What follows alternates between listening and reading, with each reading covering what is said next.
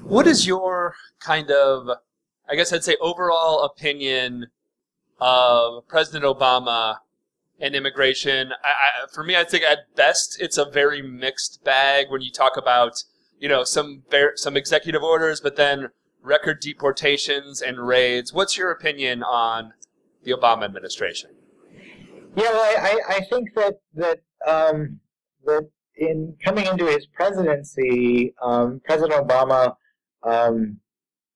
replicated the kind of Bush policy and practice, the kind of Bush philosophy and the Bush policies, and that was that the president did what he could to demonstrate that he was tough on enforcement, that the border was secure, and I believe really hoped that ultimately, after kind of showing restrictionists how tough he was on enforcement, that ultimately then he'd be able to pass a set of policies that were more kind of integrative in nature, that were kind of more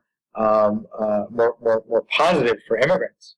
But what we're left with, and the Obama legacy on immigration, is that during his time in office, the Obama administration has deported upwards of 2.5 million people.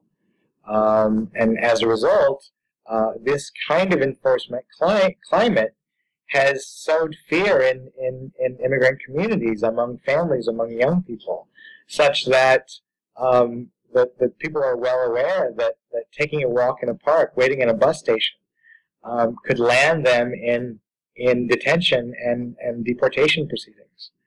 The Deferred Action Program of 2012 has provided a major boost for many young people. To date, about 700,000 young people now have temporary Social Security numbers. They have work permits. They have 2-year stays of deportation. As a result, they're taking major steps towards the American mainstream. But this administrative action on the part of the Obama administration is temporary and partial. We know that this is a program that could change with the new administration, and it's also a program administrative rather than through legislation that doesn't offer any kind of pathway to legalization. So as a result, ultimately, these young people who are protected under this program can in the future be deported, don't have the rights to call themselves American citizens, and can at any moment fall back into a legal limbo. Before I let you go, I guess my last question for you is, I know we live in a time where we have, one political party that's demonizes immigrants with every breath that they take, that want to build a wall and just being horribly racist and awful. We have another party with some well-meaning people who have some problematic policies at times. I guess my question is,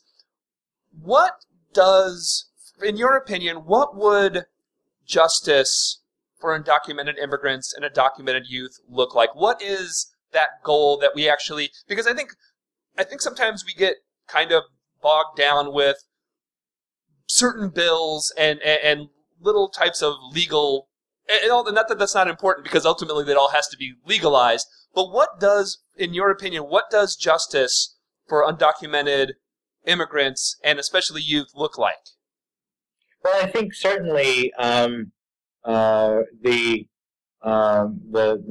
biggest tide to kind of lift all boats is going to be some sort of a pathway to legalization, and I think that's really important, not only for young people but for their families. We realize that these young people are they don't live their lives in isolation. They're part of families and communities that really need relief.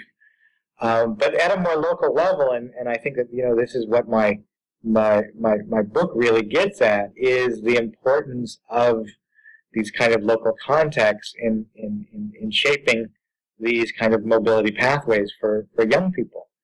And so it's not enough to have progressive policies when for example, at the level of K through 12 schools. We've got schools that are underfunded, overcrowded, and hyper-segregated, and certainly under-resourced. And so what these young people require is really a whole kind of menu of opportunities and points of access at a local level that will enable them to be successful, will enable them to make critical transitions from high school to college, will enable them to live a life free of stigma, free of kind of stress, and will connect them also to critical services.